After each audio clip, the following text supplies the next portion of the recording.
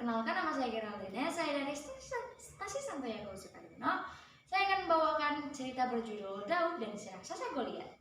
Teman-teman juga bisa membacanya loh dari Alkitab 1 Samuel ayat 8, 9, 16, dan 17. Inilah dia ceritanya.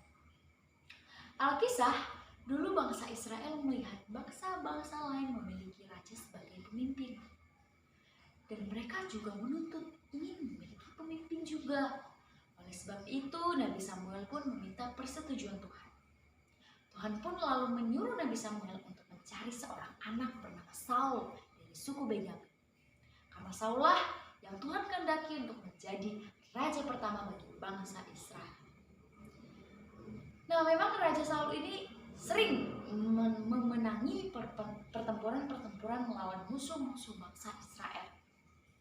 Namun dia ini nggak selalu menaati kehendak Tuhan, dia nggak selalu menuruti kehendak Tuhan. Oleh sebab itu, Tuhan pun lalu memberitahu kepada Nabi Samuel bahwa keturunan Raja Saul nanti tidak akan menggantikannya menjadi raja. Nabi Samuel pun diperintahkan Tuhan untuk pergi ke Bethlehem, karena di sana ada seorang anak bernama Daud, seorang anak bungsu penggembala, seorang anak penggembala bernama Isai. Nah, si Daud ini yang dikehendaki Tuhan menjadi raja pertama bagi bangsa Israel. Nabi Samuel pun berangkat, ia memberi berkat khusus bagi Daud. Sejak saat itu Tuhan selalu menyertai Daud. Nah, di lain hal itu, tentara Raja Saul seringkali harus melawan rakyat Filistin yang terus-menerus menyerang bangsa Israel. Bahkan karena saking seringnya gitu, pasti ada rakyat bangsa Israel itu yang dipanggil ke medan pertempuran untuk membela tanah air mereka. Tak terkecuali ketiga anak Isai. Mereka selalu berada di garis terdepan untuk membela tanah air mereka. Nah, pada suatu hari, si Daud ini disuruh oleh ayahnya Isai membawa bekal makanan kepada kakak-kakaknya. Nah, sesampainya di medan pertempuran ini kan baru akan dimulai nih. Tapi tidak beberapa lama, tentara-tentara Israel ini pergi berbalik. Mereka berbalik ketakutan, mereka berlarian gitu ketakutan. Nah, karena melihat hal itu, si Daud ini kebingungan gitu. Dia berlari ke arah sana dan bertanya kepada salah seorang tentara yang berlari melewatinya. "Ada apa?" tanyanya. Lalu tentara itu berteriak. "Lihat!" teriaknya sambil menunjuk ke arah belakang. Daud pun melihat ke arah yang ditujukan oleh tentara itu. Dia melihat seorang tentara Filistin yang badannya begitu besar, sangat besar, 2 kali lebih besar dari ukuran normal manusia biasa. Dia terkejut, tak menyangka ada tentara Filistin yang begitu besar. Di tengah kebingungannya ini, si tentara yang badannya begitu besar ini berteriak, dia meraung-raung.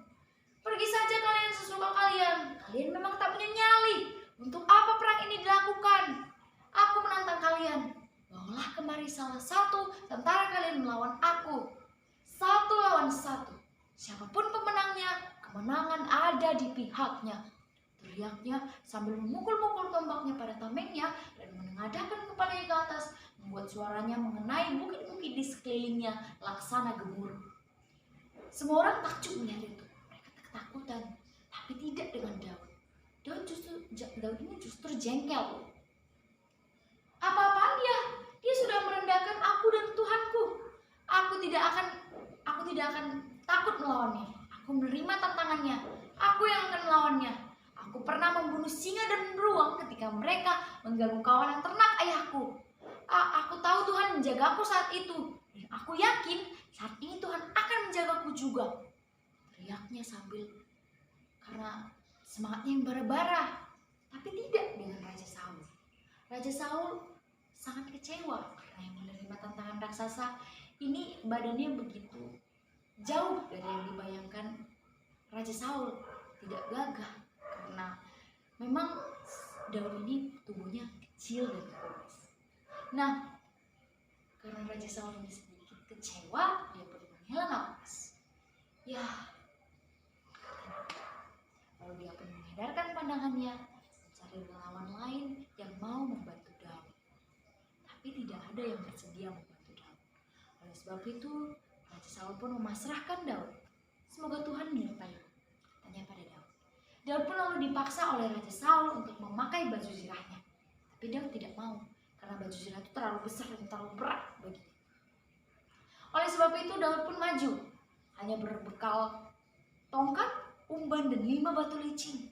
Bayangin teman-teman, hanya berbekal tongkat, umban, dan 5 batu licin di kantong gembalanya. Apakah dia bisa melawan raksasa yang begitu besar badannya? Dan raksasa ini juga punya pedang gitu. Coba teman-teman tebak siapakah yang menangnya. Oke, kita lanjut ya. Nah, si Daud ini pun kembali ke medan pertempuran. Dia berdiri tegak menghadap si tentara yang begitu besar badannya. Si raksasa ini teriak, dia teriak sambil tertawa. Hahaha. Dia merendahkan Daud. Dia tidak menyangka bahwa yang menerima tantangannya ini tidak selevel dan tidak sebanding bagi dia. Dia merasa Daud ini gak selevel lah, gak tandingannya. Dia mungkin berpikir begitu ya, tapi gak tahu kita. Nah, Daud ini pun berjalan tenang ke arah tentara Filistin itu. Nah, sedangkan si raksasa itu dia berlari memegang pedang, bersiap ingin menghantam Daud. Namun tak sampai itu Daud berhenti. Lalu dia menarik umbannya, lalu berputar sekali dan batu pertama menaik dahi Goliat. Goliat terkejut, dia terhuyung hingga akhirnya dia jatuh. Dia jatuh dan dia mati. Daud pun lalu berjalan ke arah Goliat, mengambil pedang Goliat, lalu menebas kepala Goliat. Melihat hal itu, tentara Israel bersorak-sorai. Mereka tidak menyangka gitu, Daud ini bisa memenangi pertandingan ini. Tidak berbeda halnya dengan tentara Israel yang bersenang-senang, tentara Filistin ini yang lainnya ini malah berlarian kocar-kacir. Mereka takut dengan Daud karena Daud berhasil mengalahkan, merobohkan sang juara mereka, yaitu Goliat, si raksasa mereka. Nah, Daud yang telah membunuh Goliat ini merasa senang. Ia merasa puas. Ia merasa senang karena Tuhan menyertainya. Ia merasa senang karena Tuhan menjaganya. Setelah teman-teman, kuasa Tuhan itu gak perlu diragukan lagi ya. Nah, setelah hal itu bangsa Israel pun merayakan kemenangan mereka. Itu dia tadi teman-teman cerita saya. Jika ada kata-kata yang kurang atau kurang sopan, mohon dimaafkan. Nah, pesan moral dari cerita ini ya jangan percayalah pada Tuhan, karena dia sumber kekuatan kita. Dia akan membantu kita dalam kesulitan apapun. Jika kamu percaya pada Tuhan, itu akan terjadi. Terima kasih teman-teman. Dadah.